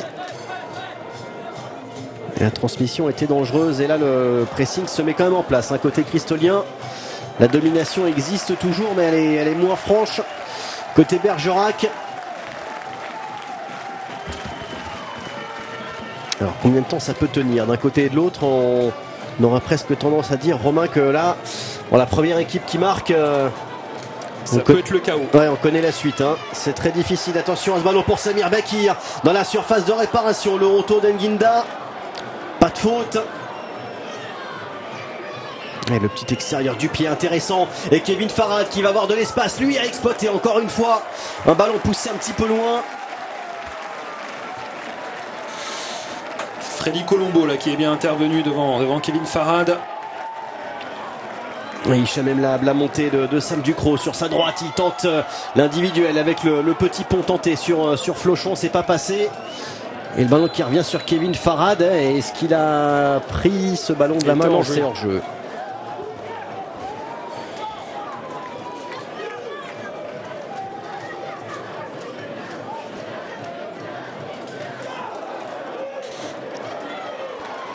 Il s'est bien battu là pour garder ce ballon. Damien Fachan.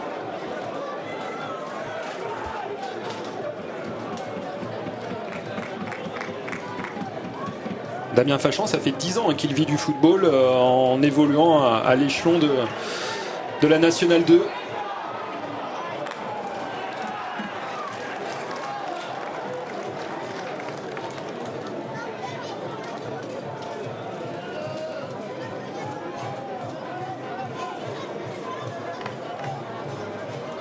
Alors, si on doit parler salaire approximatif à ce niveau, ce ne sont pas des salaires non plus faramineux. On peut parfois monter pour des joueurs confirmés autour de 3500, 4000 euros.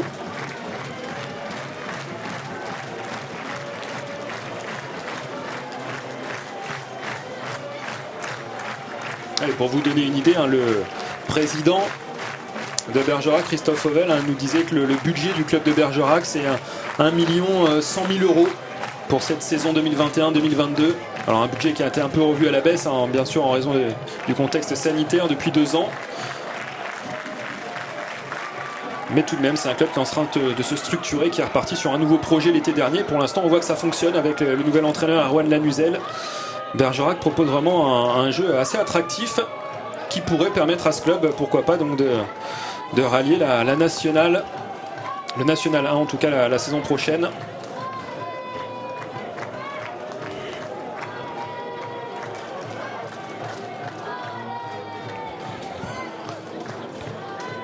Saïbedine avec Fachan et Lissot.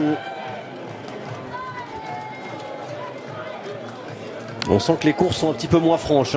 Il commence à y avoir un petit peu de fatigue qui entre en ligne de compte. Aussi.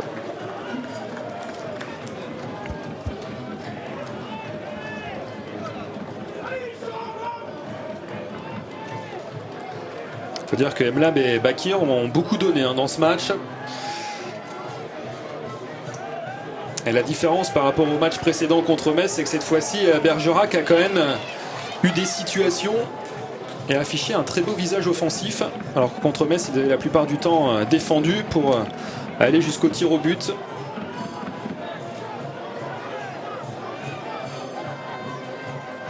Un petit peu d'espace de l'autre côté pour Kassima Hamada.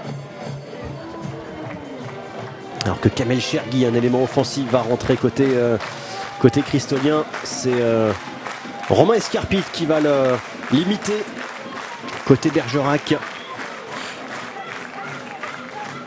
Amada qui trouve Axel Uri, le centre d'Axel Uri, capté par Pierre Laborde, pardon. Formé au Girondin de Bordeaux, Pierre Laborde, le gardien de Bergerac.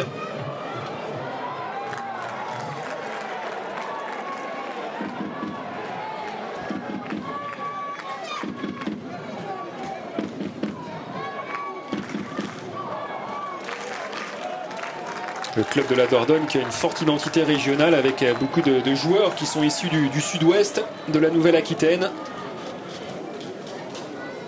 Et c'est en tout cas la volonté du président Christophe Fauvel et du nouvel entraîneur Erwan Lanuzel de bâtir un projet avec des joueurs issus du sud-ouest.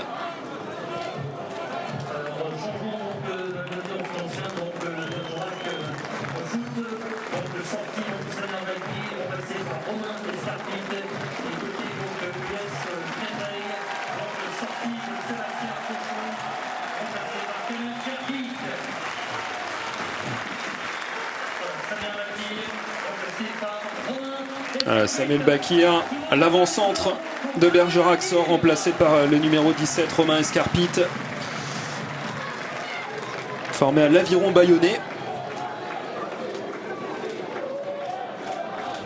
et qui a donc suivi son entraîneur Erwan Lanuzel à Bergerac. Un profil différent, vous le voyez dans la morphologie par rapport à Samuel Bakir qui était costaud, qui était un point d'appui dans l'axe de l'attaque. Romain Escarpite, lui, c'est plutôt un petit gabarit, assez vif et très technique. Ouais, la frappe, elle est lointaine de la part de Saïd Bedine. Elle est loin aussi du but de Mandanda. Romain Escarpite qui allait se positionner donc à la même place qu'occupait Samuel Bakir, c'est-à-dire en position de numéro 9, alors que l'on revoit cette frappe lointaine. C'était Paul Maisonneuve, pardon, qui avait frappé. Et à noter côté cristolien, la rentrée de Kamel Chergui à la place de Sébastien Flochon. C'est un élément offensif, Kamel Chergui, donc c'est aussi on va dire une forme de prise de risque de la part d'Emmanuel Dacosta, l'entraîneur cristolien, qui amène un joueur au profil un petit peu plus offensif à la place de Flochon. On le voit ici, Chergui qui joue plus haut. Et il y a vu l'entrée d'Axel Uri en première période après la blessure de Raojo du côté de Créteil, sans trop de réussite pour l'instant pour Axel Uri dans ce match. On va voir si Kamel Chergui peut réussir à faire la différence.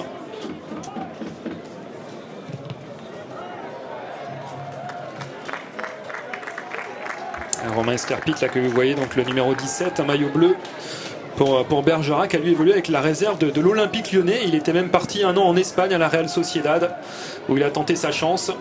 Il n'a pas réussi à jouer avec l'équipe première, mais il a joué avec la réserve du club basque avant de revenir en France. Attention à ce centre de Kevin Farad. Axel Uri était loin du ballon pour jouer le centre de Kevin Farad.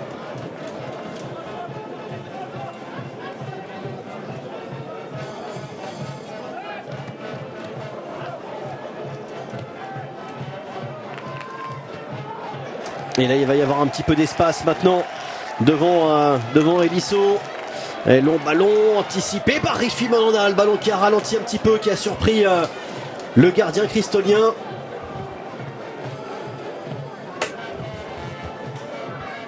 Chergui avec son capitaine Pereira. Amada. Ça revient sur Chergui dans la surface de réparation, qui n'a pas réussi à se mettre en position de frappe. Et le contre, il y a un 3 contre 4 là à jouer pour les joueurs de Bergerac. Mlab avec un joueur de Créteil qui s'est retrouvé au sol, qui plus est. Il y avait quasiment une situation de 1 contre 1, de 3 contre 3 à jouer. Et Hicham Mlab par-dessus pour Sam Ducrot. C'était intelligent dans la transmission, le centre lui n'est pour personne.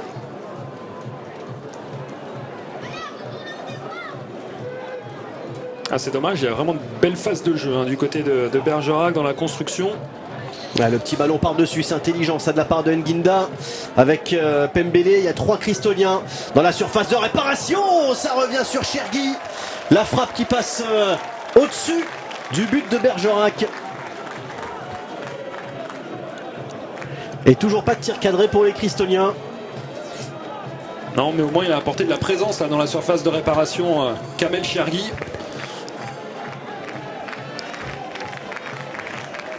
Et on est maintenant à 10 minutes d'une possible séance de tir au but. On s'en rapproche.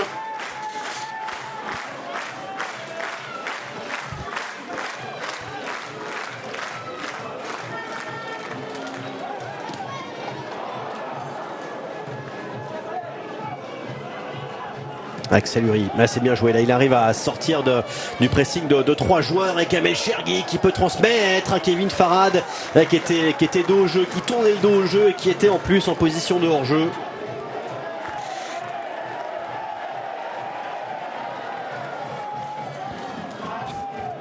Pour l'instant, Créteil ne peut pas espérer beaucoup mieux qu'une séance de tir au but dans ce match avec aucun tir cadré.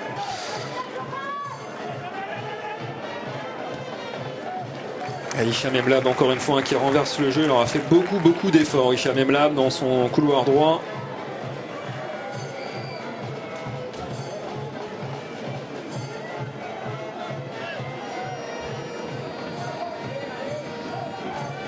Paul Maisonneuve. Et le retour sur Saïbedine de Pereira.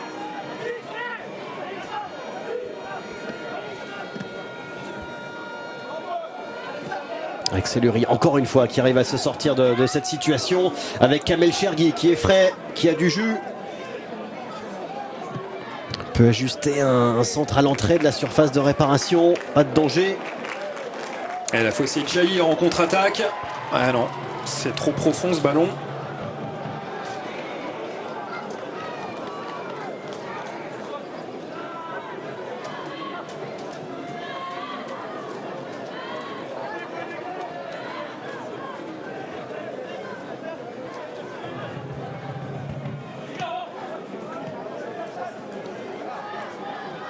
Amada avec Chergui, ils se comprennent pas.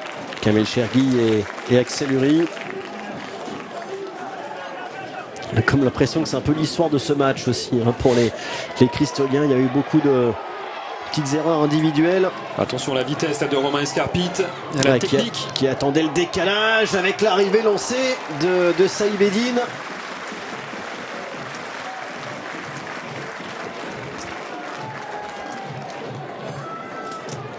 Beaucoup d'applications sur la frappe de Saïbedine. Trop bien cadré presque. Alors il y a un joueur de Créteil qui s'est fait mal visiblement, le défenseur. C'est Dabo. Ouais. Il y a déjà eu 3 changements du côté de Créteil. Alors c'est Dabo ou c'est Madi Souaré?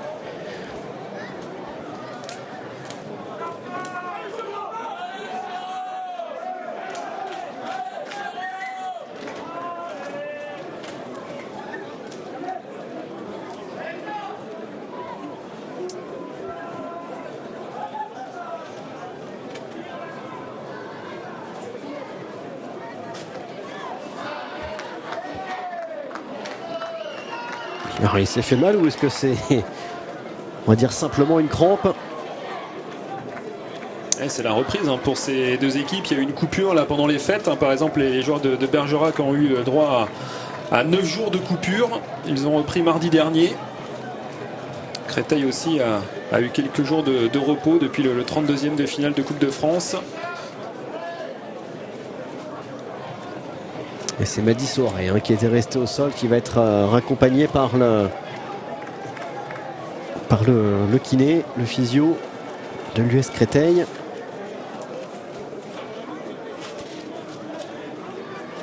Je ne suis pas sûr que ce ne soit qu'une crampe pour Madi Souaré.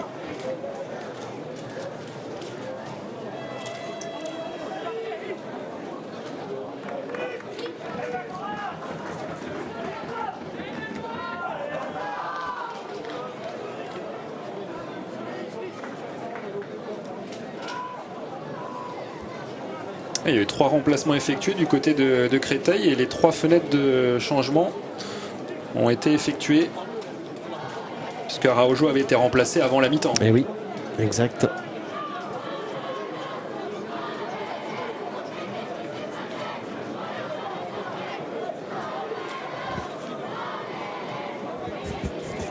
Bergerac peut-être en passe de se qualifier dans quelques minutes pour un 2e 8e de finale dans son histoire en Coupe de France.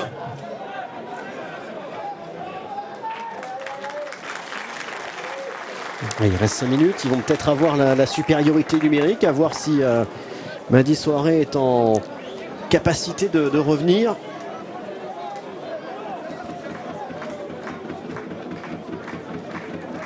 Il y a une exception qui peut faire foi, c'est le protocole commotion.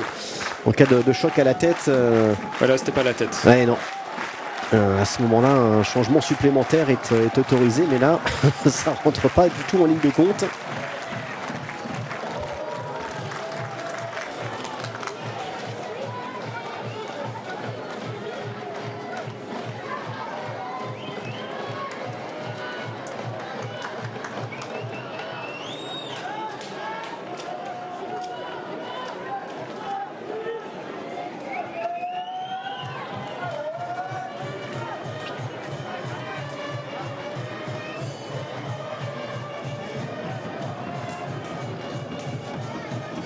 Il est revenu, Mady Souaré. Et la bonne remise de la part de Escarpite. Avec la fin de frappe. Elisson, il n'a pas osé frapper avec son pied droit. Ah, c'est dommage, ça s'est refermé. Il y avait une ouverture au tout début pour tenter sa chance. Et là maintenant, il faut oser, parce que sinon on y va tout droit à la séance de tir au but. Il reste un peu plus de 3 minutes dans le temps réglementaire.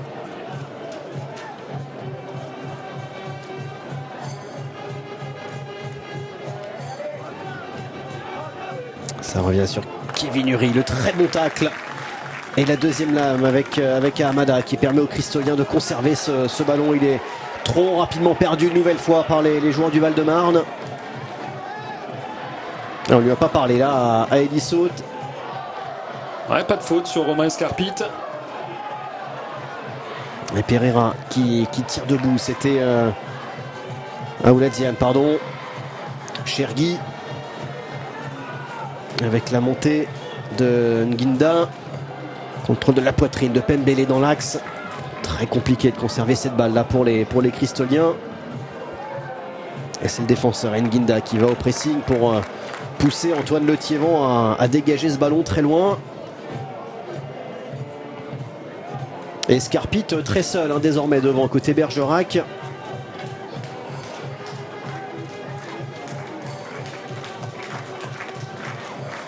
Comme si c'était Créteil qui allait avoir peut-être les dernières munitions. En tout cas, on a l'impression que Bergerac non pas abdique, mais moins d'intention vers l'avant. Ouais, probablement de la fatigue pour Bergerac, qui a déjà dépensé beaucoup d'efforts en première période. Allez, c'est Ebedi, lui normalement il a un peu plus d'énergie, il est entré en seconde période. Ça ne passe pas devant Nginda. Si Créteil s'en sort dans ce match quand même, on pourra dire que les Cristoliens ont eu de la réussite. Oui, c'est pas fini. Même là, il n'y avait personne sur lui, il avait le temps de contrôler, peut-être de s'avancer. Ah, c'est dur de venir se replacer maintenant. Pembele qui tente l'action individuelle, il y aura faute et carton contre Antoine Le Thiévan, pardon. Et c'était le 6e tir cadré du match quand même pour Bergerac, aucun pour Créteil. Ça montre bien quand même la physionomie de cette partie, ces chiffres de tirs cadrés. Et Créteil s'en sort bien déjà s'il y a une séance de tir au but dans quelques minutes. Parce qu'ils n'ont pas montré grand chose offensivement, les joueurs de la région parisienne.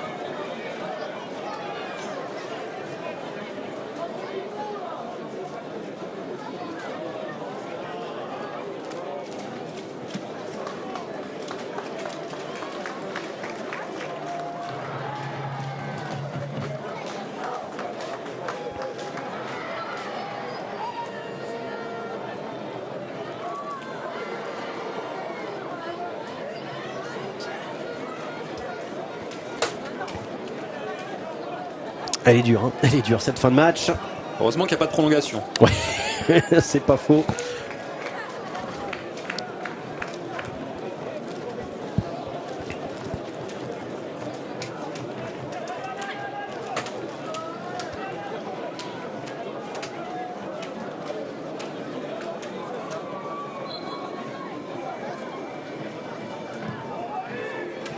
Le long ballon vers la surface de réparation. Pereira qui le touche avec Axel Uri maintenant. Essaie de se retourner. 4 minutes annoncées de temps supplémentaire avant la fatidique séance de tir au but. Pereira en capitaine pour essayer de montrer la voie. Non, il la joue la faute, le capitaine Christoyen, il ne l'aura pas.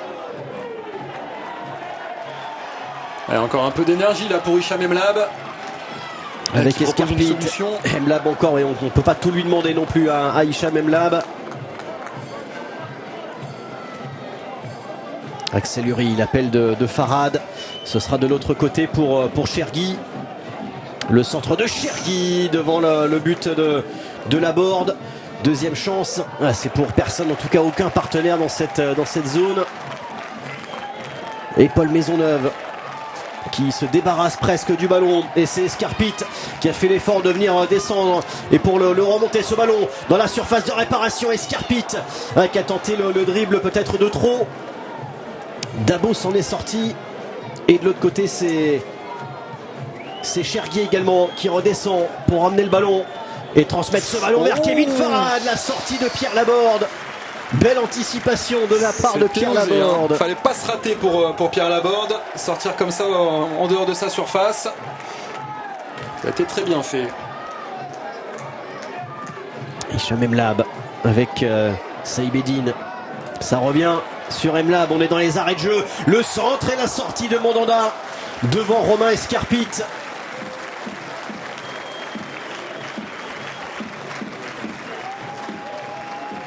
On va dire que Rifi Mandanda aura eu 6 séances de tir au but. Il y a l'avantage d'avoir été un peu titillé, d'être un petit peu chaud. Il se sera échauffé durant ce match, à l'inverse de Pierre Laborde qui n'a eu aucun arrêt effectué. Il y a eu juste un ballon boxé du point sur un coup franc, sur un centre.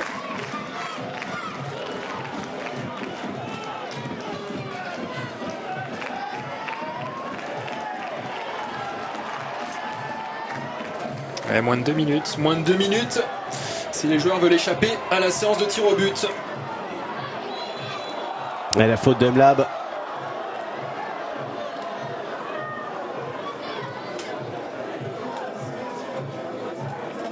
Et ils veulent gagner du temps les Cristoliens. Regardez Madi Soare qui demande à Rifi Mandanda de venir le tirer, ce coup franc. Ouais, Emlab il est cuit, hein. On le voit là, il est resté devant le ballon, les mains sur les genoux.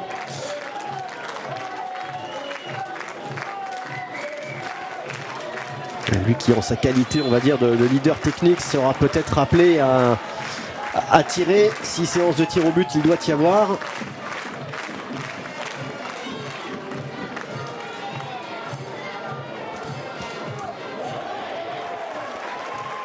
Escarpit, qui est frais, qui a du jus, qui essaye de lancer la dernière munition de cette partie. Avec la montée de Le Thiévan et la faute de la part de Pembele.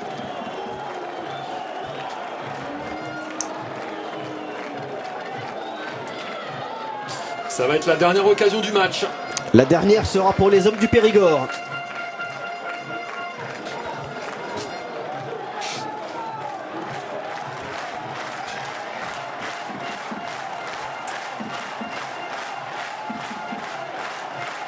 Et Mingoa qui monte, là on le voit, le numéro 2 qui demande au public de mettre l'ambiance. Hicham Emlab également. Le stade Gaston Simounet. C'est le dernier ballon pour une éventuelle qualification dans le temps réglementaire. Le pied gauche d'Hicham Emlab dans la surface de réparation, la sortie de Rifi Mandanda. Il y avait du monde, l'action n'est pas terminée. Paul Maisonneuve va-t-il réussir à ressortir? Hicham Emlab pour un énième dernier ballon, ce sera pour Rifi Mandanda. Et c'est terminé. La qualification va se jouer sur une séance de tir au but entre Bergerac et Créteil. Et bis repetita donc pour Bergerac qui avait déjà fait match nul 0-0 au tour précédent, 32e de finale contre le Football Club de Metz, et qui va donc jouer sa qualification au tir au but face à Créteil. Bergerac qui, encore une fois, termine un match sans encaisser de but en Coupe de France. 7 matchs joués, aucun but encaissé pour Bergerac, ce club de National 2.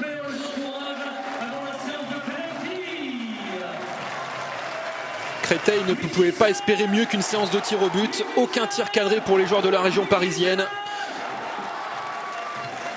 qui ont globalement subi dans ce match.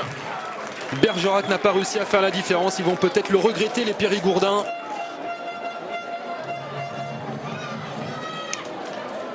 À noter que dans les matchs de 16h, il y a également un Nancy-Rennes qui se jouera au tir au but. Qualification de Bastia, club de Ligue 2 qui a battu Clermont, club de Ligue 1 2-0. Et dans un choc de Ligue 1, Montpellier a battu Strasbourg 1-0. À 18h30, Jura Sud, Saint-Etienne, Linas Montlhéry face à Amiens, Quevilly-Rouen face à Monaco pour ce qui sera sans doute la dernière de Bruno Irles sur le banc de Quevilly, qui serait appelé à diriger 3 en Ligue 1 pour succéder à Laurent Batles. Il y aura également Caen face à Reims, et puis à 21h, Chauvigny face à Marseille.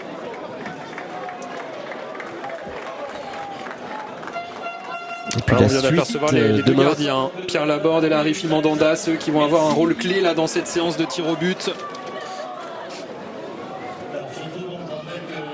3e séance de tir au but dans cette saison de Coupe de France pour Créteil. Les Cristoliens s'en étaient sortis contre Courbevoie, club de R2, et contre Molsheim, également un club de R2. Alors, contre le FC Metz en 32e de finale pour Bergerac, les 5 tireurs avaient été Damien Fachan, Romain Escarpit, Sam Ducrot, Kevin Mingwa et Hicham Emlab.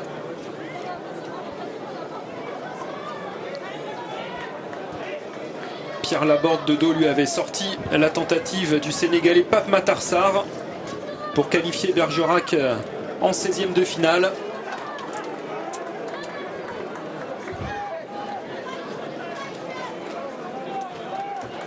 Et l'enjeu est important pour ces deux clubs. Ça serait un 2e 8e de finale dans l'histoire de Bergerac en Coupe de France, et Créteil n'a plus atteint le stade des 8e de finale depuis presque 20 ans, depuis la saison 2003-2004.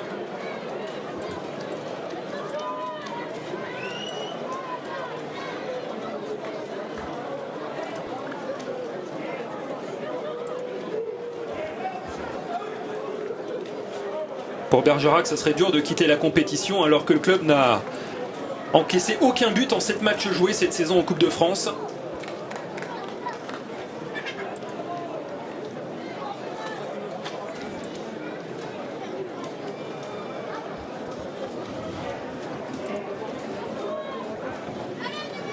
Les deux capitaines, Fabio Pereira et Damien Fachan. Damien Fachan qui avait été le premier tireur contre le Football Club de Metz, et ça va à nouveau être le cas aujourd'hui. Damien Fachan va aller défier Rifi Mandanda. Ce joueur qui vit du football depuis 10 ans maintenant en National 2.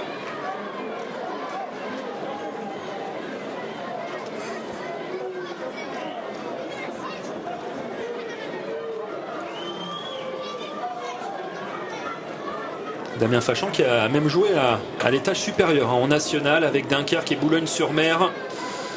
Sa 4e saison à Bergerac, et c'est devenu le leader du club de Bergerac dont il est le capitaine désormais. Alors il y a plusieurs écoles sur les tirs au but. Certains disent que c'est une loterie, d'autres vous disent qu'au contraire il y a c'est un exercice technique. Exactement.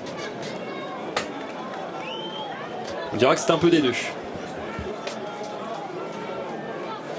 En tout cas, comme vous l'avez dit, Romain, ce qui est sûr, c'est que Créteil s'en sortirait bien, eux qui n'ont pas cadré le moindre tir dans le temps réglementaire. Ouais, parfaitement bien tiré. Il donne l'exemple, le capitaine Damien Fachan, la détermination dans cette frappe, tout en puissance. Et c'est Kevin Farad pour Créteil qui sera le premier tireur, lui qui a été en difficulté. On l'a quasiment pas vu, Kevin Farad. Les joueurs offensifs cristoliens ont peu été en vue, de toute façon, et peu à leur aise. On a très peu vu aussi le gardien de Bergerac, Pierre Laborde, qui n'a eu aucun arrêt à effectuer. Ce sera peut-être l'occasion maintenant.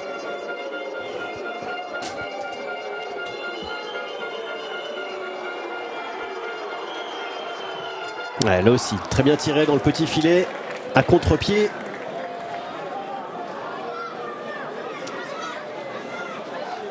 Alors on va voir si l'ordre des tireurs se répète du côté de Bergerac. On en prend le chemin puisque c'est Romain Scarpit qui avait été le deuxième tireur contre Metz et qui est aussi le deuxième tireur aujourd'hui. Donc normalement si on suit l'ordre des tireurs qui avait été celui contre le FC Metz, après Romain Scarpit on aura Sam Ducrot, Kevin Mingwa et Hicham Emlab, on verra. Ce sont les 5 mêmes tireurs qui sont choisis par l'entraîneur Erwan Lanuzel.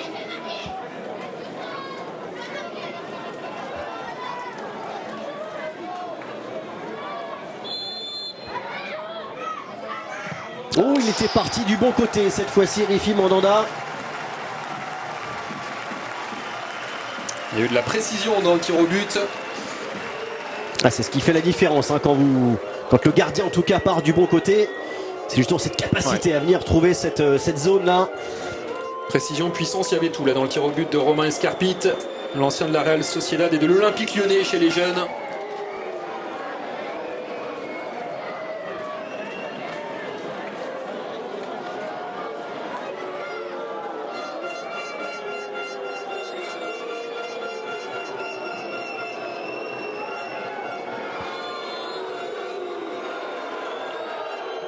Oh, il a regardé le gardien. Presque un duel là de Fabio Pereira, le capitaine cristolien. Ouais, beaucoup de décontraction dans la course. Ensuite dans le tir de Fabio Pereira. De partout dans cette séance de tir au but. Et c'est bien Sam Ducrot. Donc on déroule dans le même ordre les tireurs qui avaient réussi face à Metz. Il a eu du mal à finir, Sam Ducrot, le latéral. Il a un beaucoup passage donné. difficile en début de seconde période quand il a pris un carton jaune. Beaucoup d'angles pour le gaucher. Contre-pied parfait, 3-2, 100% en faveur des tireurs pour l'instant. Il n'a pas tremblé, le gaucher qui a évolué au poste de latéral droit aujourd'hui. Younes Aouladian sera le troisième tireur cristolien.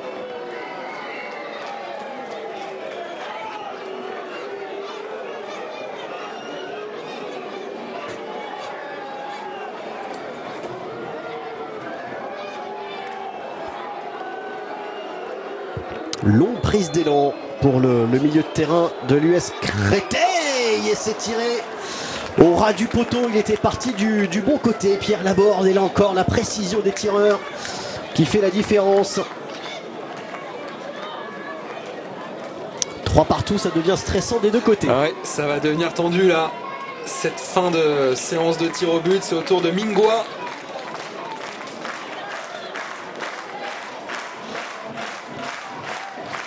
Le défenseur central, Kevin Mingwa. Le bourguignon formé au DFCO.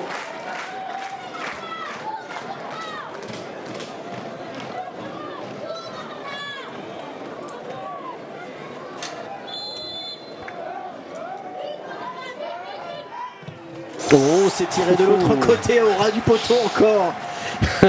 Quel sang-froid, Romain, de la part des tireurs là. Ouais, c'est impressionnant parce qu'il n'y avait eu aucun raté contre Metz. Pour l'instant, c'est le cas aussi dans cette séance de tir au but.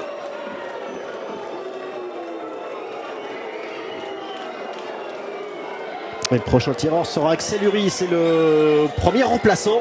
Ouais, et là, c'est peut-être le moment parfait pour réaliser un arrêt en ce qui concerne Pierre Laborde à ce moment de la séance.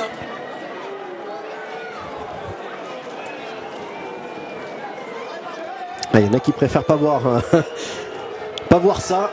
Axel Uri face à Pierre Laborde. Quatrième tireur cristolien. Oh, il était pas loin encore encore. Parti du bon côté, Pierre Laborde.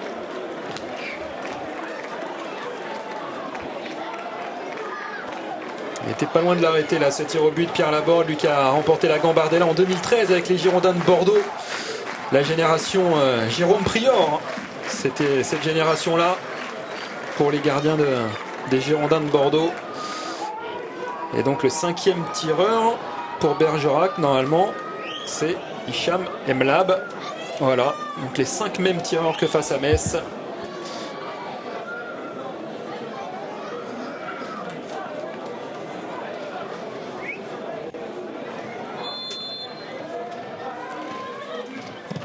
Oh, il frappe forcément dans la effleuré ce ballon.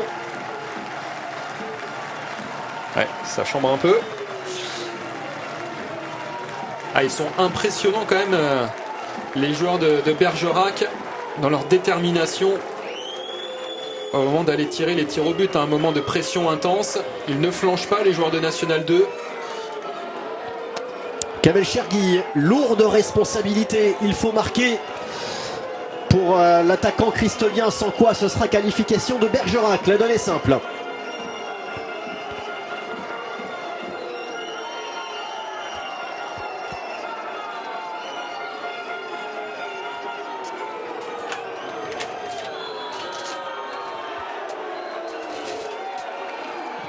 C'est à côté!